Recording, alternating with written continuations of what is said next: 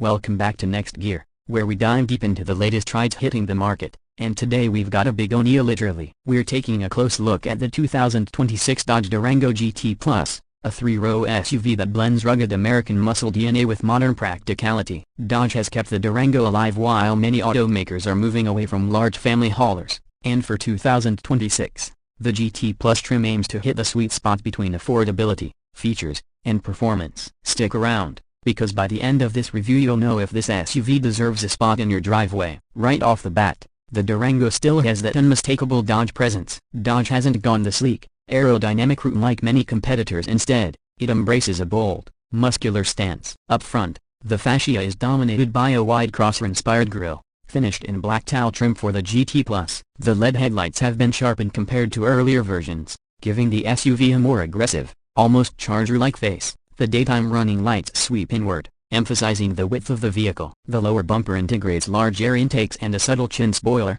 lending it a performance-inspired look even though this trim isn't the top-of-the-line Hellcat or SRT. When you're looking at it head-on, there's no mistaking it for anything other than a Dodge. Moving to the side profile, the Durango GT Plus continues to show off its size with a long wheelbase and bold, squared-off shoulders. The character lines are crisp, flowing from the headlights straight across to the rear, giving the body a confident, athletic stance. It rides on 20-inch wheels as standard, with an option for machine-faced alloys that add more flair. The wheel arches are subtly flared, and the window trim is blacked out, emphasizing the sporty tone Dodge is going for. What's interesting is how Dodge has managed to balance muscular proportions with an upscale family-oriented design. You'll notice the floating roof effect, created by the black painted pillars, which adds a modern touch. The roof rails are functional, making it easier to carry bikes, kayaks, or cargo boxes, which is a nod to the Durango's practical side. At the rear, the Durango GT Plus continues the bold styling theme. The signature racetrack LED taillight design stretches across the entire width,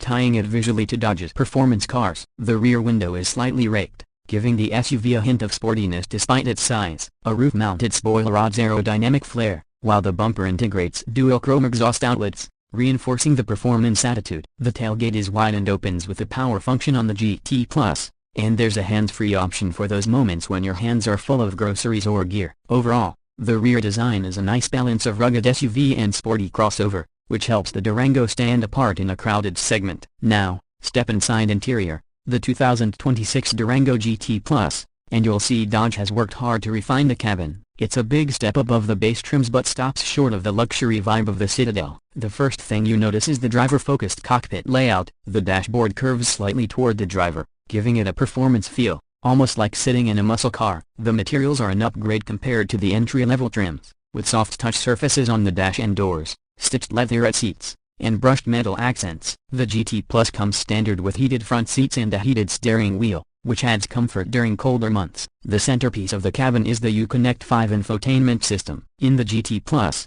you get a 10.1-inch touchscreen with wireless Apple CarPlay and Android Auto, integrated navigation, and available Amazon Alexa support. The interface is snappy and user-friendly, and the graphics are crisp. Below the screen, physical controls for climate and volume remain, which is a welcome move for those who don't like digging through menus for simple functions. The digital driver display can be customized to show performance data, navigation, or traditional gauges, adding flexibility depending on how you drive. Space is another big selling point. The Durango is one of the few midsize SUVs that truly feels roomy in all three rows. The GT Plus seats 7 passengers with a standard second-row bench, though captain's chairs are optional if you prefer a 6-passenger setup. Legroom in the first and second rows is generous, while the third row is usable for adults on short trips, something not every SUV in this segment can claim. Cargo space behind the third row is decent, and folding the seats down expands the area significantly, making it capable of hauling large items without issue. There are also clever storage solutions throughout the cabin,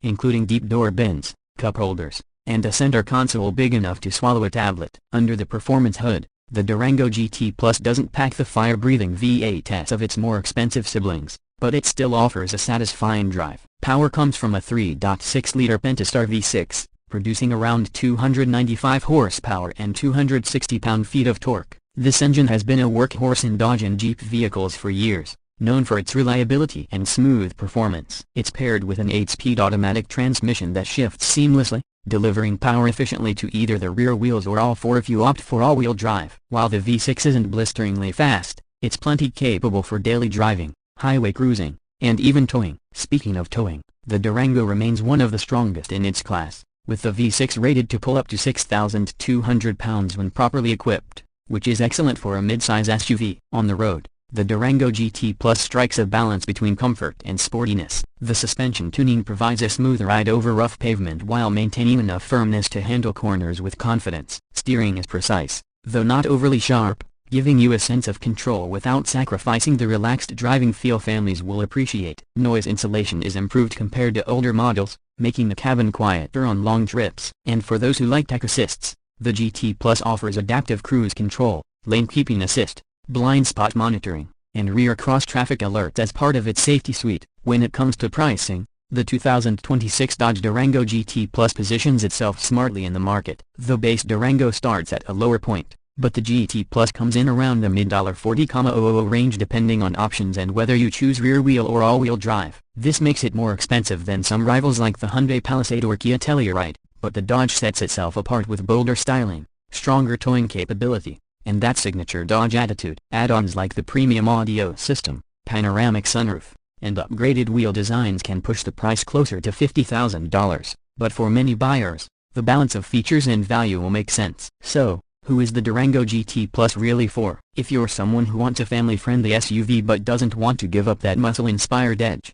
this SUV hits the sweet spot. It's not the most luxurious, it's not the cheapest, and it's not the fastest in the lineup, but it is the well-rounded middle ground that combines practicality, presence, and performance. It feels like Dodge's way of saying you don't have to drive something boring just because you need 3 rows of seats. And that wraps up our in-depth look at the 2026 Dodge Durango GT Plus. It's bold, it's practical, and it still carries that Dodge DNA that fans love. Whether you're hauling the family, towing your weekend toys, or just want something that makes a statement in the school pickup lane, the Durango GT Plus proves to be a compelling option. If you enjoyed this review and want to see more deep dives into the newest trides hitting the market, make sure to hit that like button, subscribe to Next Gear, and turn on notifications so you never miss an upload. Drop your thoughts in the comments below. Would you choose the Durango GT Plus over its rivals, or do you think there's a better option out there? Thanks for watching, and I'll catch you in the next review.